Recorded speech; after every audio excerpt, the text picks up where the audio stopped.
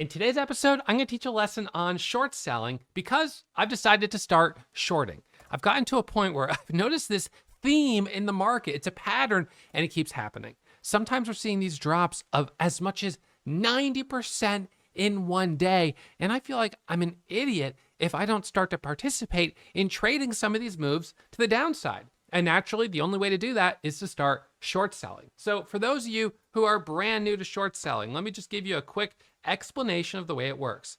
As the price moves higher, typically I'm a buyer down here. I buy and I want to sell as the price goes higher, thus making a profit.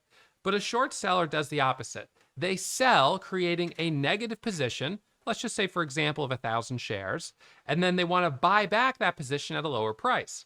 When they do that, they'll profit from the difference. It's the exact inverse of going long, going short. You sell and you cover or buy back your shares at a lower price. So when we see these big drops, these are areas where short sellers can find profit. And when we have this type of theme where we continue to see these types of drops, I feel like I'm an idiot for not trading them. So this is a theme that I've been noticing for a few months, and it just keeps happening again and again and again. It's like sooner or later, we get the drop.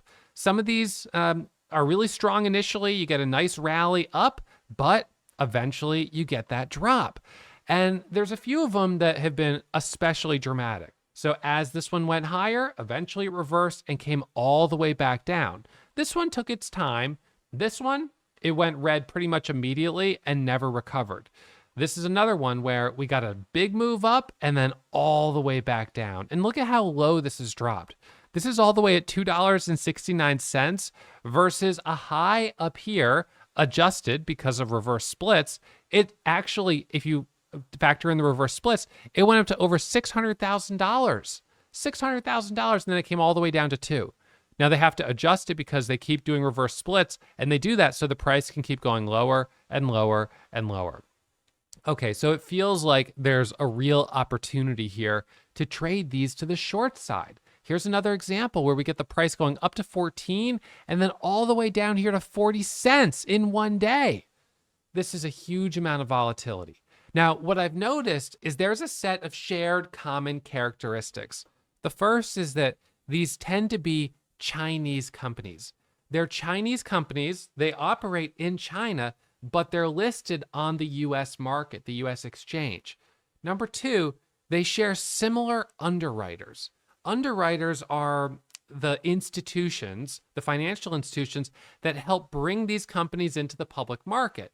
And it sort of naturally makes sense that if an underwriter has a history of bringing really strong companies into the market, they're going to be noticed as you want to pay attention to the next companies they're going to IPO.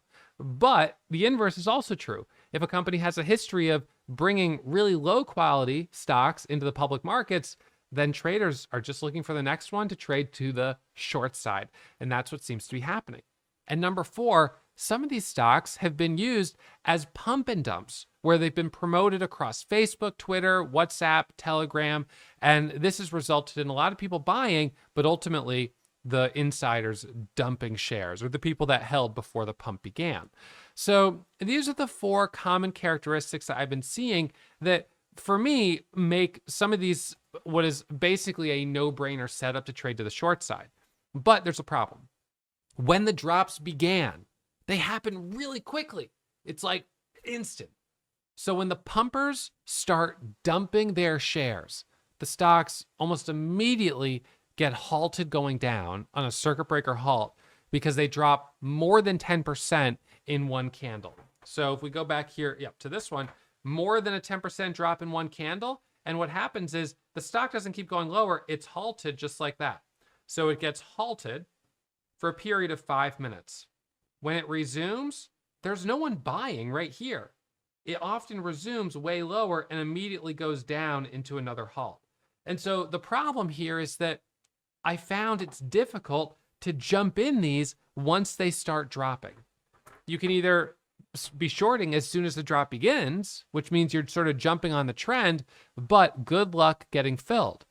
And then the alternative strategy is to be shorting into strength and then waiting for the dump. And this means you're timing the reversal. So shorting into strength means you're expecting this big drop right here, but you know that it's going to happen so quickly that all of a sudden in almost an instant, it's going to be down here. So if you're waiting for this to start happening, you're going to end up chasing it with an entry down here. Now, part of me felt like chasing it's not that bad because some of these are dropping 80, 90% in one day. So you can afford to chase it a little bit. But nonetheless, it would require chasing. And then, so the alternative is as it's moving higher to start selling a little bit here, to start selling a little bit more here as it's going up to try to predict the reversal. But what if you start selling way down here, right? You start selling too soon, and now you're getting squeezed to the short side as the price is moving higher. So this has really presented a little bit of a challenge as to the best way to trade these. Now on CHSN, this one, I knew it was coming. I knew the dump was coming. We had this sort of slow move up here from $1 up to 4, up to 5, up to 6, up to 7, to 8, 9, 10. It kept going higher and higher, and I knew it had all the trademarks. It shared all the common characteristics of being a high likelihood candidate for a dump. And so I started kind of watching it and stalking it. I had it up on my charts, and I was just like, I'm going to wait for the day it reverses. Look, I don't want to short it right here and have it go, 100% higher, because then I'm going to get squeezed. I'm going to take a loss. So I was trying to time my entry. Now you did have this extension candle here. And then on this day right here, we get this drop. Now on this one, a 5,000 share short position would have produced an $80,000 profit. Now I'm often trading with 5,000 as a starter position. 10 to 20,000 is full size. A 10,000 share position could have net $160,000 of profit. So this is where I'm like, okay, there's some serious money on the line here, and I'm missing it.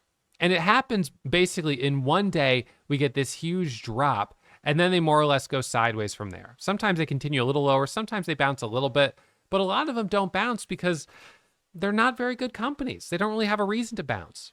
Why they went up this much in the first place, a lot of times is because they're getting pumped on Telegram, WhatsApp, Facebook, Twitter, et cetera, et cetera. Now look, as a long bias trader, I jump on the trend. If something is moving higher, all I want to see is that it's moving. If we've got movement, if we've got that volatility, I'm a buyer on these pullbacks. Now, if it's a Chinese stock, I'm still going to trade it. I'm just going to manage my risk and be careful. And historically, this is where I've made the most of my money, buying these pullbacks and selling as it goes higher. But historically, we weren't seeing 80 to 90% drops in one day. Those types of drops have been, a little alarming, but they've also represented what I thought would be an opportunity. So I knew it was coming on CHSN, and I was basically ready and waiting for my entry. I was waiting for the day it started to dump. But in order to short CHSN, I needed to know the following information.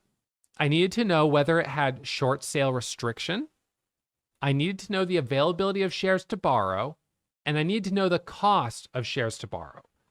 So short sale restriction, and the platform that I use puts it in this little box right here, CB.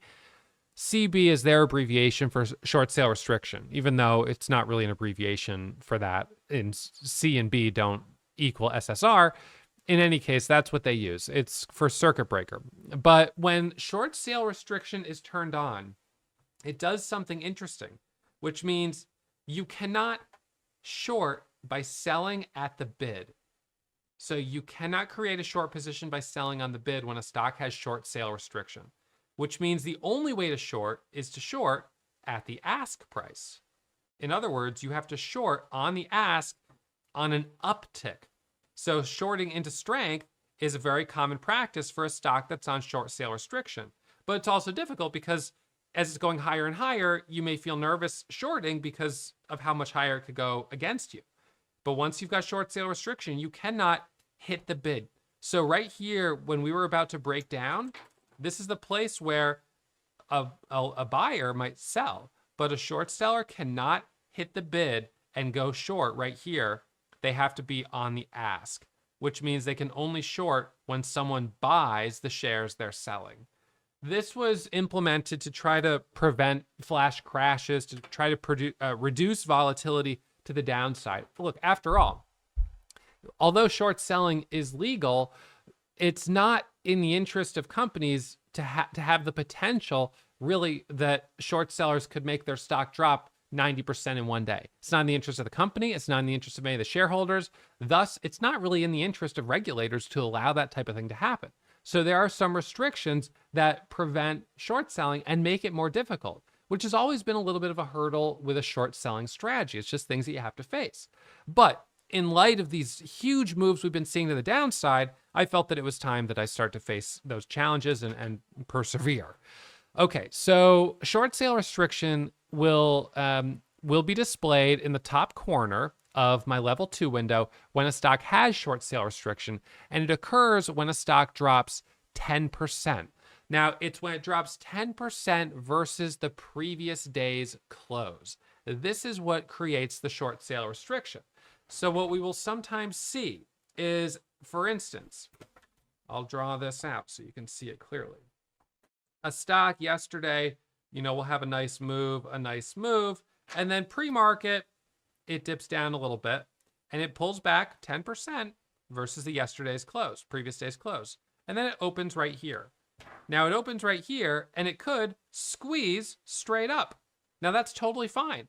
But of course, if it starts to go lower, if it starts to form a red candle, the short sale restriction, SSR, is going to inhibit people, stop people from hitting the bid and selling and sort of pushing it lower. They can only sell on upticks when people are buying your shares from the offer. So as a result, short sale restriction does make it more difficult to short these types of stocks. And naturally, as soon as you have that big drop, if this was a daily chart, as soon as you have that big drop, the second you're down more than 10% of the previous day's close, short sale restriction is going to be activated. And so for the rest of the day, it's turned on for that stock. And this means that generally, as soon as you have your first halt down on one of these, you're going to have short sale restriction, and the only way to short it is on an uptick. And you're not going to have a lot of upticks because no one wants to buy, a Chinese stock that's dropping at the very beginning of the drop when everyone knows that these can drop 80 to 90% in one day. Now, for what it's worth, most mid caps and large cap stocks are easy to borrow. The E here stands for easy to borrow. So you could short it, and there's two things here. You can short it easily. You don't have to borrow shares. You don't have to pay any money to short it. You can just go negative the position and instantaneously you're short the stock. I'll show you what that looks like. I'm going to pull up my live trading platform here just for a second. So I have two accounts, as many of you know. I have one account, which is my retirement account, which is right here, $6,000 of profit today. This account is totally tax-free, but I cannot short any stock. Even though I could pull up a stock like Apple, and I could see that it's easy to borrow, you are not allowed to short in a retirement account. And the reason is because when you short, you expose yourself to potentially an infinite loss. I mean, it's not going to happen, but if you shorted even just one share and Apple went to $1 million a share, you would have to buy back that share that you borrowed and sold to the short side to close your position. When you buy Apple to the long side, the most you can lose is the amount of money you put in. And that's the way you're allowed to trade in a retirement account, because in a retirement account, we have a limitation of our annual contributions, and you can't be in a situation where you're forced to contribute more money to meet a margin call because you shorted a position. So no shorting in a retirement account. But I have my main account that I could use for shorting. Now, my main account doesn't have any trades in it today because there was no reason to take a trade. But let's just say, for instance, I want to short Apple. So I can short right here, and I now have a negative position. And I'll show you my position window here. So see how this shows a negative position of one share? I have a negative position. And now as the price goes higher, I am losing money, right? I want the price to drop. But if the price continues going higher, I'm going to lose, and I'll lose more and more and more and more. Nonetheless, this is on, it's easy to borrow. It's not on short sale restriction, so it's very easy for me to short it. Now I can buy this here to cover my position, and I took, a 1 cent loss. Okay, no big deal. That's not too serious. But let's see if we can find another one. Let's look at MDIA. Now, MDIA has the CB, which means it's on short sale restriction. And it says I have to locate shares. So L right here means you have to locate shares. They are not easy to borrow, but they maybe can be located by your broker. So the way I would do that is I would pull up this window, which you can see right here. I click borrow, I click locate, and they'll tell me the price. So they can say, we can get you 100 shares of MDIA for 1 penny, just about 1.5 pennies per share. So that means borrowing 1,000 shares on this would cost approximately $14, which is it's not a lot of money. But as you can see here on the screen, there will be times where you click the request to borrow and they'll say symbol not eligible. So the issue here is that there's a limited amount of inventory of shares available to borrow. When a company does its initial public offering, they sell shares onto the market. Those are shares that people can buy and they can own. Now, if you own shares, you can allow your broker to lend your shares out to other people. And other people will go take your shares that they borrowed from you. They'll sell them in the market, but they owe you your shares back. So they have to give the shares back to their broker, and the broker gives the shares back to you. So this is the practice of lending shares out to be borrowed. Now, the problem here is that when you have a small cap stock, the total number of shares in the float that are available to trade could already be very limited. There might only be 1 million shares available to trade.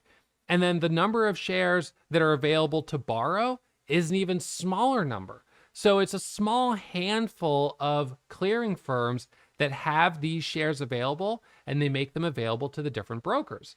Now, the problem is that when the stock starts dropping, all of a sudden, active traders like me are clamoring to locate shares so we can have shares that we can trade. Once you locate shares, you can trade that number of shares all day long. And if you hold the position overnight, then you could keep trading with them tomorrow, the next day, if you'd like. But the problem is, when everyone's clamoring to get those shares, 2 things happen. Number 1, the cost to borrow those shares starts increasing, and it can get very expensive. And number 2, the inventory gets smaller and smaller and smaller. So the price is sort of dynamic to the amount of inventory that's left. So if you pull up the price of shares to borrow and you see the price is really high, it probably means there's only a very small number of shares available to borrow. Now, there's a couple challenges with this. One challenge is that, let's just say, for instance, you're going to take a position where you're going to take a starter, but you know you're going to have to add more shares as the price goes higher. Well, you better make sure you reserve all the shares for the total position that you're planning on taking, because you may be able to get shares here, but as the price goes higher, inventory becomes unavailable. And now you cannot scale into your position. You cannot add more shares. And now you're stuck. This is your position way down here. And now it's like, well, finally it drops, but I'm only getting out break even. And if this was only a starter position of, let's just say, 100 shares, and you were perfectly happy to take 1,000, well, then you really should have borrowed 1,000 to begin with, so you can start with 100 and then scale in as the price goes higher. So there are some challenges with shorting, as I saw with CHSN. Shares are in the highest demand, where they're hard to borrow and expensive when volatility is peaking.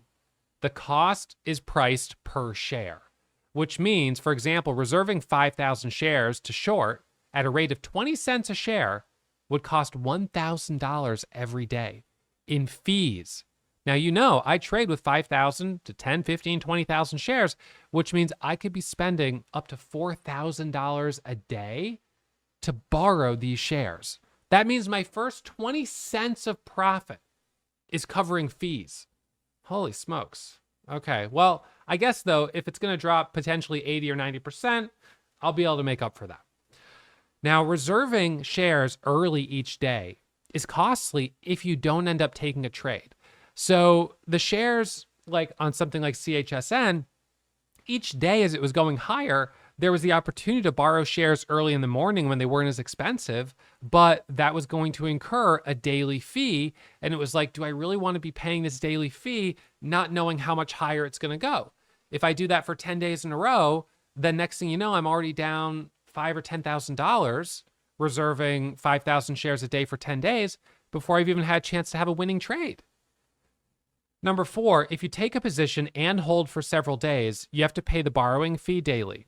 So each day you're paying the borrowing fee. And number 5, if you wait until the stock begins dropping, well, now you've got to deal with short sale restriction. So shoot, this is getting challenging. It felt to me like adding short into strength when demand for shares is lower made sense, because I could take a starter, I could add a little higher, add a little higher, add a little higher. And by doing that, I'm not dealing with short sale restriction. I'm borrowing shares at a time when the price is lower, but I have to leave myself room because I'm literally shorting a stock that is moving higher, right? Seems risky, but given the challenges with shorting once the drop begins, it felt like the only way I could participate. And I just felt like I knew these were going to drop. I knew CHSN was going to drop. I had my orders ready to go. I was ready to short it, but then when it started dropping, I couldn't get shares to borrow. So I had this setup. It was like right there, and then I couldn't follow through with it. I was too slow. Other people had gotten the shares before me. So adding as something is going higher seems to work well until it doesn't. Uh-oh.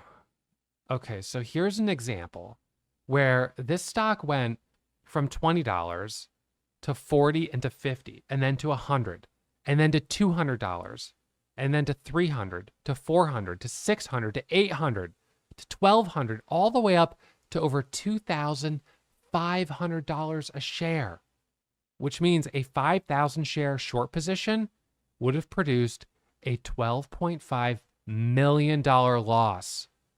Now, in my entire career, I've made about $12.5 million in gross profit. That's in my entire career. Of course, I didn't do that on one trade. And I would never want to empower one trade with the ability to take back everything I've made in my career. If I had taken a 10,000 share position on this one, I could have lost $25 million. Now, of course, that only would have happened if I didn't cover the position, if I just kept holding and holding. But the challenge with these is that as they go higher, this is what you start saying. You start thinking, well, it's going higher. It's only going to be an even better reversal.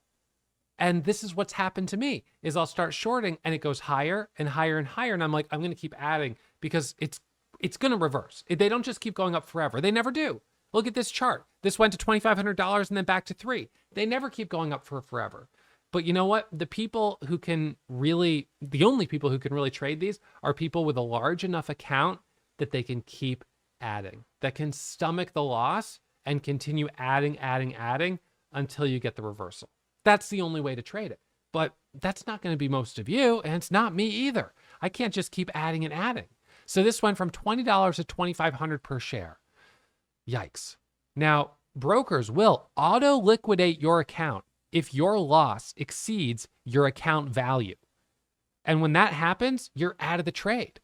Now, Gamestop, so GME, Gamestop, and you guys remember this, it went from, what was it, $7, $8 a share up to $500 a share.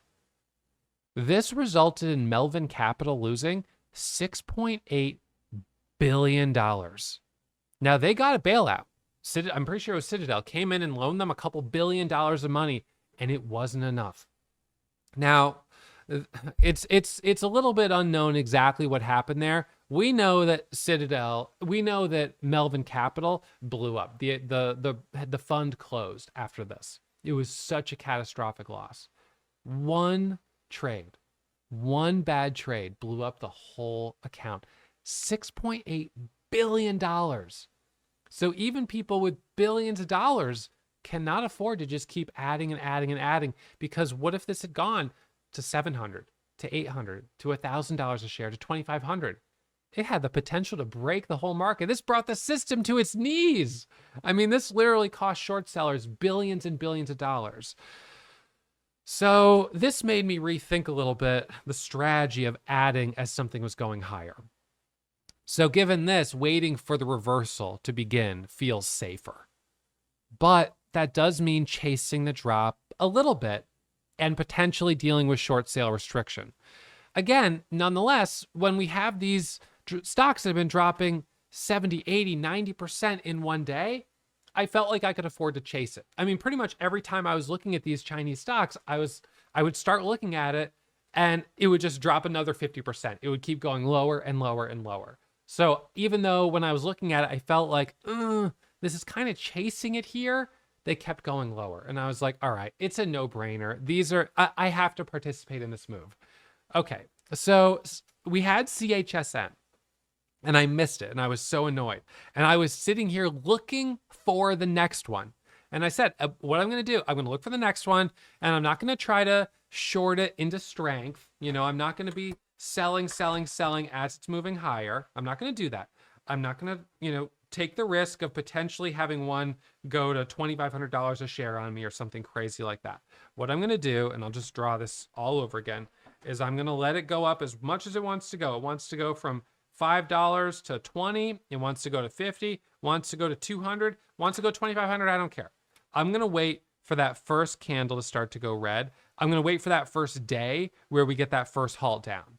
And then that's where I'm going to lean in, and that's where I'm then expecting, boom, this drop. So that was my plan. I said, I'm not going to chase it. I'm not going to sort of average into it. I'm just going to wait for the reversal, and at that point, go short. And that's when ZJYL came around. So this one wasn't on my radar. I didn't have it on my watch list. The move up hadn't been super dramatic, so I hadn't really been paying attention to it. You could see the previous days, the volume was pretty light. So it didn't make it to my watch list. In any case, but then all of a sudden it halts down once. It halts down a second time, halts down a third time, halts down a fourth time, halts down 4 times in a row. And I'm looking at it and I'm like, once again, I'm looking at it and I'm like, well, gosh, the volume is really light on this. So it halts down once. I didn't even notice it. I don't think anyone was paying attention. I think this first candle had like 25,000 shares of volume. It had no volume. No one was really looking at it. And then it halts down a second time and a third time. And someone says, hey, this Chinese stock is dropping. And I'm like, okay, well, what's the price? I'm like, okay, it's around $20. These have been dropping to like $2, $3 a share. So I'm thinking this still has a lot of room in it. And I'm starting to look for the opportunity. I'm like, okay, this is time to go short. Now, what ends up happening is it halts down 1, 2, 3, 4 times in a row. And then it halts up once. And there were some traders who said, I'm going to buy the dip. And I was like, okay, whatever. Do what you like. But what tends to happen on these is they halt up. And then a lot of times they actually end up opening flat or even lower. And it's like that was just a little reprieve before the sell-off continues. But in this case, it halted up at $12.60, about $13 a share. And then it's showing a $22 resumption. So it's like, whoa, that's a 10-point gap. That's crazy. So now if you were short on these candles with 5,000 shares as a starter, like I was planning to do, I was planning to be short 5,000 shares of the next one and then add to 10,000. All of a sudden now you're showing a gap up at $22. It resumes from, So it resumes from the halt up and it halts up a second time at $25 a share. Now the high of day was about 30 and it resumes at 25. And all of a sudden on the level 2, it's showing a resumption of $180 a share, which is kind of crazy. Like this stock has never been at $180 a share before. It's never been that high once, ever. That doesn't make sense. So initially you kind of figure this is like some weird glitch. What can happen when a stock is halted is that anyone can put out a buy order or a sell order. And if there's more buy orders that are placed than sell orders, then the price is going to show a higher resumption than when it halted. It's called a gap. They gap up, they gap down. So typically when stocks halt up, they open higher. Typically when stocks halt going down, they open lower. So we saw the halt down once, open lower, halt down twice, open lower, halt down 3 times, open lower, halt down 4 times. And the reason it kept opening lower because there were more sellers than buyers. People were wanting to sell it. Now this did go on short sale restriction very quickly. And so into this first pop, people are selling.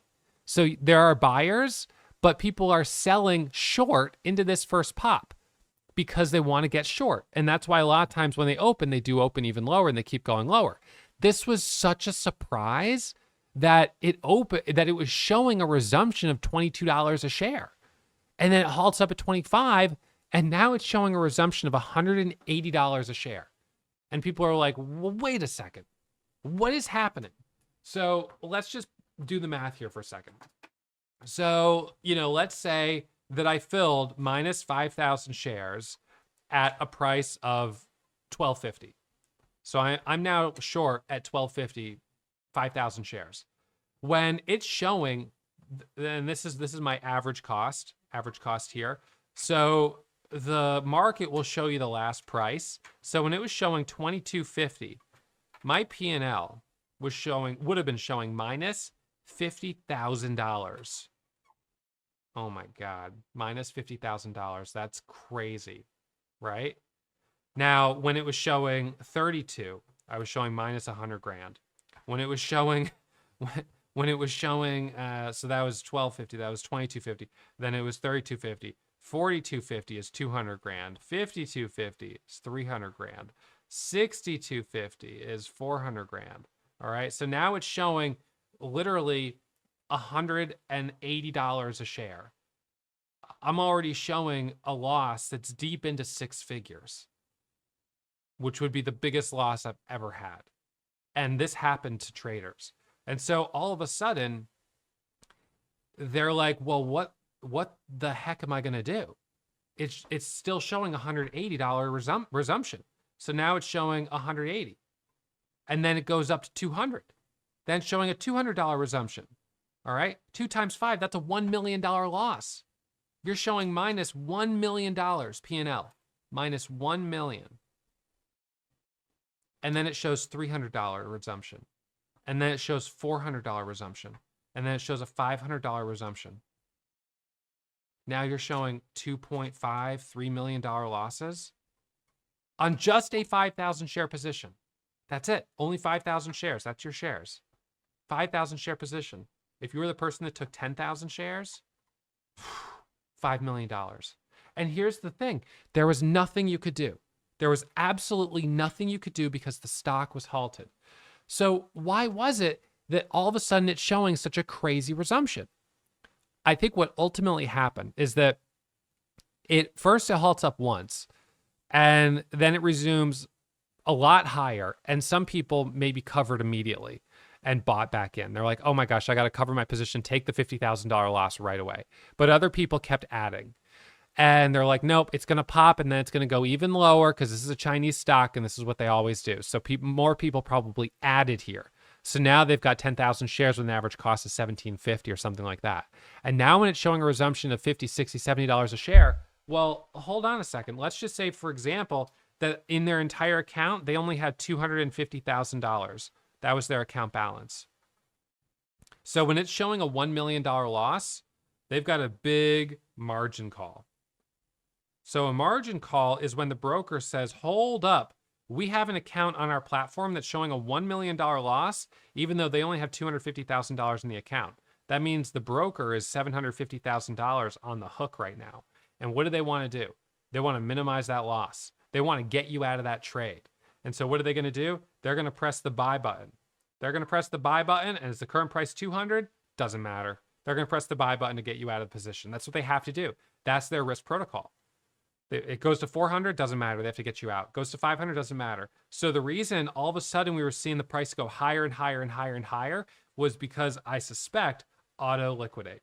So you had all of these people who were getting auto liquidated, and the brokers are just clamoring to buy. And there's nobody selling because this is one of these small Chinese companies, and there's no one selling. No one's trusting it to short it. It opened at $500 a share right there. It opened at 500. And although it dropped and came back up, it held at 300. And it ended up holding at $200 a share for like over 3 months. If you had 10,000 shares, you would have lost $4.8 million. And there's nothing you could have done about it because it gapped 480 points inside of a halt. Now, I'm going to be honest, that should never happen. That should never happen. That's insane. But what are you going to do about it? What can you do about it? There's nothing you can do about it. That's reality. There's nothing you could do about it. Could you sue the company? It's not the company's fault. Could you sue your broker? It's not their fault. You're going to sue the entire stock market? There's nothing you can do with it. You're out of luck. You lost $2 million, $3 million? Sorry. That's the market. And that happened. There are some people that lost millions of dollars on this. There are some people who bought at $500 a share, and they were buying to cover. Now there's some people who sold at $500 a share, who bought the dip, just thinking, hey, maybe it'll bounce up a little bit. And for what it's worth, for them, when they bought the dip at $12.50, the most that they could have lost is if it went to zero. That's the most they could have lost. But when you short a stock at $12.50, the most you could lose is it goes to infinity. In fact, there is not a cap to your loss. So how's a stock go from 25 to 500? Short sellers got squeezed. Shareholders who are long, they cancel their orders to sell. Market makers, they pull away from the market. So market makers who are typically sitting on the bid and the offer, they cancel their orders. They don't want to risk it. So they cancel their orders are gone. Brokers activating the auto liquidate to buy at any price to close out creates a huge imbalance between supply and demand, and boom. So shorting exposes you to unlimited losses with an asterisk, unless you hedge your position with options. And you could do that with Gamestop.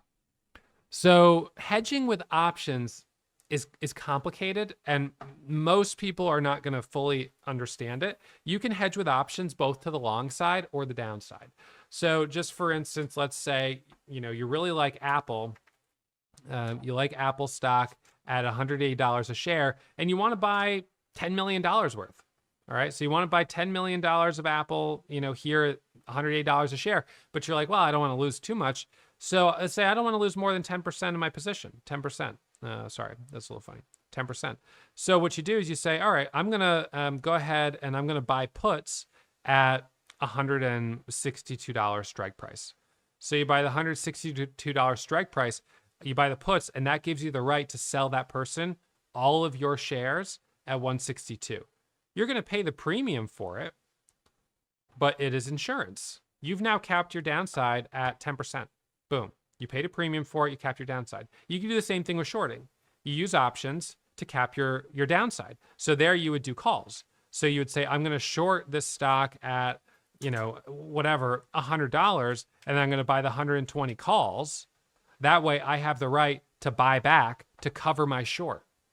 And now you've got a hedge on your position. So you could do that with GameStop, and people did. But the big traders, the multi-million-dollar traders, there's not always enough options to hedge your position. There's not always enough people selling and writing the options for that position.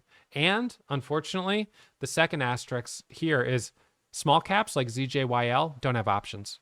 So you can't hedge your position. So you actually don't have a way of capping your loss in that situation. And I've known this for a long time, but most of the short sellers that I've known eventually blow up their accounts due to one bad trade, like a ZJYL, like a GameStop, like an HKD. And even traders as big as Melvin Capital, who lost nearly $7 billion, even they blew up their account as a short seller, because you have this incremental progress, and then in one day, boom. Incremental progress, and then in one day it's gone. Incremental progress, and in one day it's gone. And it just happens again and again until you get the one that you cannot recover from. And I was so close to getting caught short ZJYL. That could have been really, really bad. So I felt like this was a sign from the universe, because I had just missed my trade on CHSN because I couldn't get shares available. No shares available to borrow. And then ZJYL, I was going to chase it, but I sort of missed it. Whatever. It happens. So I just through sheer luck, I don't even know exactly what happened, but I missed it. I didn't get the trade. And then all of a sudden it goes up to $500. So why was I even considering shorting in the first place? Well, to be fully transparent, we were 2 years into a bear market at that time. I had turned an account with less than $600 into more than 10 million in net profit, net of fees and commissions. So 12.5 gross, 10.5 or so, almost 11 net, which is fine. And I was making money, but I wasn't making as much as I was before. And I saw a pattern. I saw a pattern that kept happening. It was happening again and again and again. And I felt like, it would be stupid for me not to try to participate. And that was really close, because although there is a pattern there, and although a lot of people have made money shorting some of these Chinese stocks, let's not forget that in my experience, all of that profit shorting eventually goes back to the market in one trade until they're gone. They're like, well, I've been doing this for 5 years. I've got nothing to show for it because of this final loss that just wiped it all out. And the ZJYLs, the HKDs, the Gamestops, they can just happen so quickly and you're out of control. I think that for a lot of us, there's an emotional inverse thinking that happens where we'll say, if I'm not doing well long, I should just switch to short. Like, it's kind of like black and white thinking, and whenever you're getting into this kind of thinking, I feel like that's a sign that you're a little bit emotional, where you're like, I always lose. I never win. Like, that's not true. Always, never. Those are like very, so like, I feel like the same thing is true. I might as well just short everything that I've been buying and I would have made money. And that's not exactly true, because of course, remember, a big variable is spread. If you're always buying at the offer and selling on the bid, you're always losing in the spread. If you're shorting and you're always shorting on the bid and covering on the offer, you're going to lose on the spread. So it's not necessarily just, oh, if I just did the opposite, I would have made money. I think that's sort of a emotional way of thinking. But I understand why some people do it. They're like, I'm losing money long, I'm going to flip short, right? But perhaps the better solution is getting better at timing entries and exits and managing your position sizes and cutting losses on the long side. Now, when I look at the most successful traders in the market, I ask myself, are they long or short? And they're long. So what I've been doing is I've been using adaptive position sizing based on performance. And that has really helped me trade better to the long side, even during difficult markets. I feel like even though I have more than a decade of experience, I can still get better trading to the long side. There's still more room to grow. And although trading to the short side in some ways feels more logical than trying to venture into trading, I don't know, futures or crypto or Forex or something like that, the risk in trading to the short side, even for me, is not acceptable. I can never allow myself to lose 25% of my net profit of all time in one trade. I can't do it. I just can't. I've come too far. I've made too much. I couldn't handle it.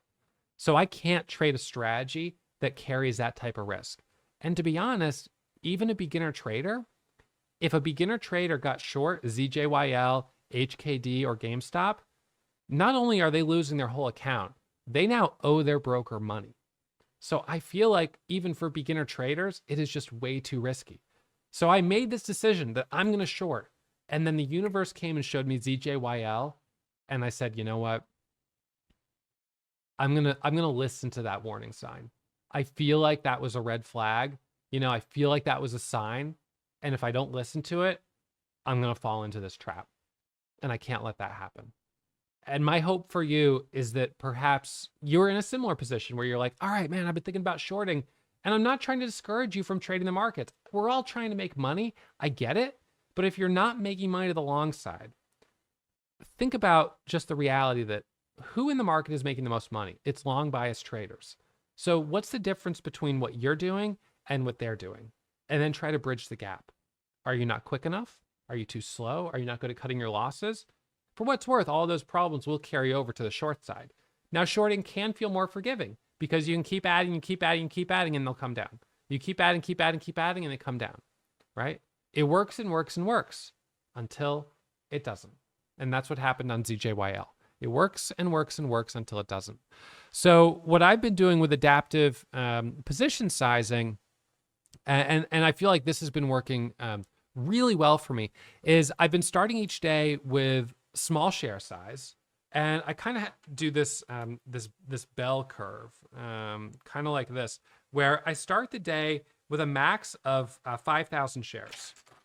So my full position right now is about 20,000 shares. Occasionally I'll take 30,000. So 30,000 shares. The problem was during the bear market, I was starting the day with that size a lot. And the risk was starting with the 20,000 share position is you lose 30 cents and you're down $6,000 minus 6,000 to start the day, right? That's a terrible way to start the day. And now you're going to be trying to recoup the losses. You're going to be emotional. You're going to be frustrated. So what I said is, you know what? I'm going to put a little cap on. I'm going to do something different. I'm going to cap myself at 5,000 shares until I have crossed my first $1,000 of profit. Once I've made $1,000, the cap goes away.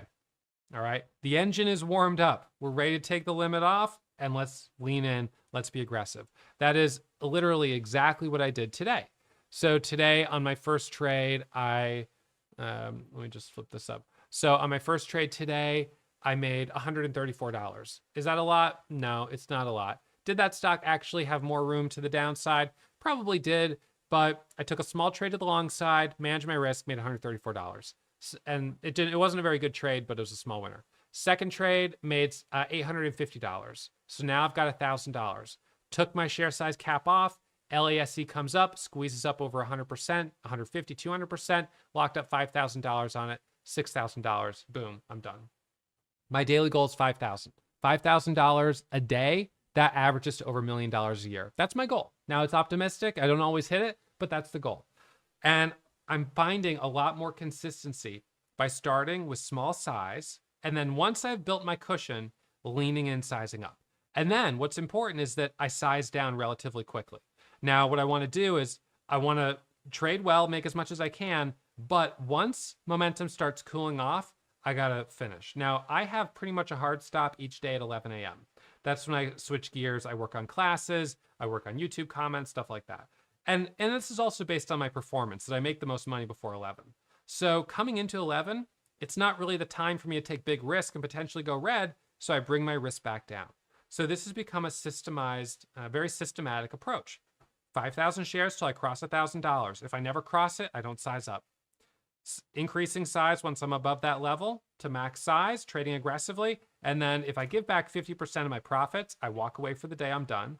If I have 3 consecutive losers, on 3 strikes, you're out. 3 strikes, I walk away. Especially, not if they're like break even, but if I have 3 decent sized losses, I walk away because that's enough to get me annoyed. And if it's time, getting too late in the day, I call it quits. And I say, that's it, I'm done. And this, for me, it might seem simple, but this is a way that I've been able to create a lot more confidence trading to the long side. It's allowed me to test the waters a little bit and get a feel for, is the market today hot? Is the market today cold? You know, how does it feel? And if it feels hot, if it feels like we've got some opportunity, this is the day that I want to lean in. I want to be aggressive. If it feels cold, I'm going to step back and go slow. Yesterday, I only finished up $1,000. Okay. So it's a small green day, but you know what? That's what I want. Small green days and fewer big red days. Because this is the thing, when you're trading to the long side, you always know your max loss is the stock going to zero, right? Ultimately, your max loss is capped. So if you start each day with relatively small positions, you're focusing on good quality chart patterns, candlestick patterns, you can get a sense of like, is it happening today? Yes or no? And if the answer is yes, it'll be reflected in your P&L and then lean in. If the answer is no, then you stop right then and there. You never go up to full size. You're not risking having a huge flush or a huge drawdown. You're not averaging into a losing trade. You're just cutting your loss and moving on. So small red days, small green days, and then on the days when it's working, you lean in. And those days, maybe they're only 20% of the time, but they have the potential to produce 80% of the profit. That's the 80-20 rule. So look, if you found this episode helpful and you want to learn more, I'll put a link. It'll be pinned to the top of the comments and in the description where you can learn more about my strategy. And I hope you hit the thumbs up. I hope you subscribe to the channel because I've got lots of episodes about day trading strategy just like this. Thank you as always for tuning in. And I'll remind you as always that trading is risky. My results aren't typical and there's no guarantee you'll find success. Whether you trade with me or you learn on your own, and certainly if you trade to the short side. So take it slow, manage your risk, and I'll see you here for the next upload real soon.